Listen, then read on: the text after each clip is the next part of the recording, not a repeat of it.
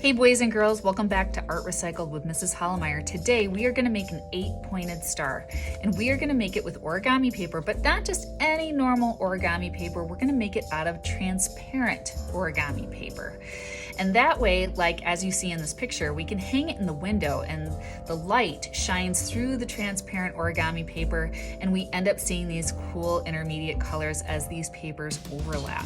Now this one is laminated, so it looks a little shiny, but the one that you saw in the picture definitely wasn't. And so today I'm going to show you how to fold each individual piece. What you're going to need is Folia transparent origami paper or another brand. You're going to need 8 pieces of paper, as you'll see in a minute, a glue stick, and then just some yarn to hang it when you're done. Let's get started. Okay, boys and girls, so now as you can see, the transparent origami paper that I have here is more than 8 colors. You only need 8. Now, out of the transparent origami paper that I bought, like I said, it's that Folia origami paper. I don't want brown, and then the 8 colors I do want, one would be red, one would be orange, yellow, notice I'm putting them in color wheel order, light green, dark green, blue, and then boys and girls, when you kind of get to here, you can have a choice. I'm gonna pick pink. The white can overlap blue well, and it can overlap the pink well, and the pink will overlap the red well. Otherwise, my other option is I can take out the white, I can go blue, purple, pink, and then to red. So this is my 8. 1, 2, 3, 4, 5, 6, 7, 8. You can choose the white or the purple, whichever one you pick for this lesson is up to you. All right, now the next thing I'm gonna do is I'm gonna fold each one of these, all 8, the same exact way. So follow me. You're gonna hold your origami paper like a diamond. You're gonna take one side and you're gonna fold it over to the other side. Crease. Open. And of course, I'm using transparent origami paper. If you're doing this at home, then you can use any type of origami paper you want. It just may not be transparent in the window like you saw with my photo. Then I'm going to take it. Notice I opened it back up after I folded it. I'm going to take the bottom and I'm going to fold it up to meet the top. Fold it again. Open it. Now I have this vertical line going down and I have this horizontal line going across. I'm going to take one side and I'm going to fold it till the tip touches the middle, and then I'm going to crease. This time I'm going to leave it folded. Then I'm going to do the same thing to the other side. I'm going to take this side, take the point, go to the tip, crease, like that. So now you should have this shape, all right? So now what I'm going to do is I'm going to take the top here, and this gets a little tricky for my 5th graders. See this edge right here? I want this edge to go parallel with the vertical line in the center.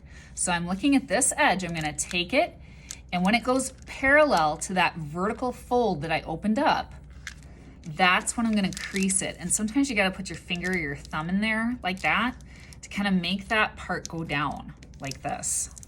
Okay, so I'm going to do it to that side, and I'm going to do it to the other side. So now what I have is a shape like this. Now what I'm going to do is I'm going to do this to all 8 of my pieces.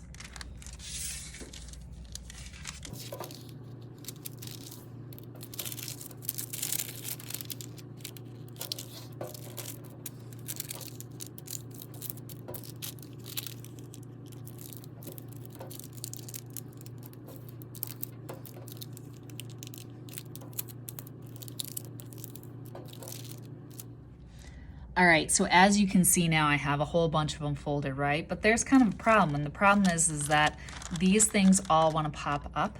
So the next thing you're gonna do is you're very gently gonna take a glue stick, and you wanna kind of glue all this down. So the first thing I'm gonna kind of do is I'm just gonna put a little glue under there and glue that down. same thing with this. And this is kind of why I don't do this unless it's with 5th graders.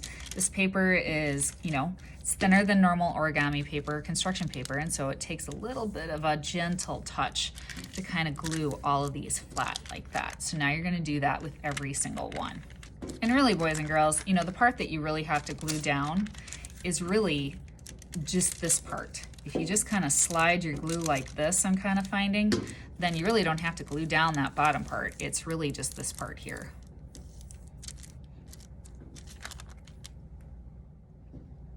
All right, so now I'm gonna start gluing these together. And I like to start with red. I like to go in color wheel order. So red, orange to yellow to light green to dark green to blue, choosing then whether I'm gonna use purple or white, and then lastly pink. But what I'm going to do is I'm actually going to flip these to this side. So as you can see, this is the side that I folded. See, that's where all the papers kind of folded on themselves. And this is the other side. I'm actually going to flip them all to this side. Now to glue them all together, this is a star with 8 points. And so this is actually really mathematical. You're gonna take, and when you glue them together, you're gonna take one and glue it under the other. And when you do that though, the tips have to meet at the same point here. And you want the edge of the one on top going parallel with the vertical fold in the one that's under it. So if you can see here, as you can see, there's a vertical line here. That was one of the folds that I did when I folded this at first. And getting this edge to line up with that fold like that. And I'm gonna keep doing that. I'm now gonna glue on this side of the orange. It's gonna go on the left. And this is gonna slide under the red. The tips have to match. The red edge here lines up with the vertical fold going up the orange. And I'm gonna keep doing that. So now I'm gonna take the yellow, put glue on the left side of the yellow, slide it under the orange, make sure all the tips line up, and make sure this vertical edge of the, or this edge of the orange lines up with the vertical edge of the yellow. Go to the green, make sure it's flipped the right way. This is on the back. I'm gonna put glue on the left-hand side, put it under the yellow. Make sure the edge of that yellow lines up with the vertical edge of the lime green, like that. Twist.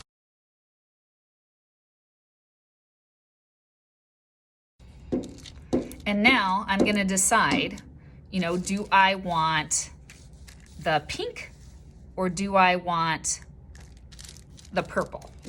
Okay, so that's kind of, or sorry, the white. The purple or the white, because purple will go good with blue and it will go good with the pink, or I could do the white with the blue and then the pink. I think I'm just gonna be traditional. I'm gonna go with purple. And then the last one. This one's kind of special. So I'm gonna take this last one. I've gotta go over the red. Now this is what's tricky, but I gotta go under the purple. So your last one is a little different. So look at the one you started with. This is where I'm almost to the end, right? I have 7. I'm gonna put glue over the one I began with, slide this over it, line up this edge with the vertical line in the red, and that's why that little rip when I had to pull it apart doesn't matter because it's gonna cover it up. And now lift this up. And this is where the left side of my pink, just like all the other ones, can go there, and I lay this over it. And now this is my finished star. And what I can do is I can put a hole punch in the top, put my yarn in, and then hang it from the window. There you go. I hope you like this lesson on radial symmetry and I guess color theory and intermediate colors. I will see you next time on Art Recycle.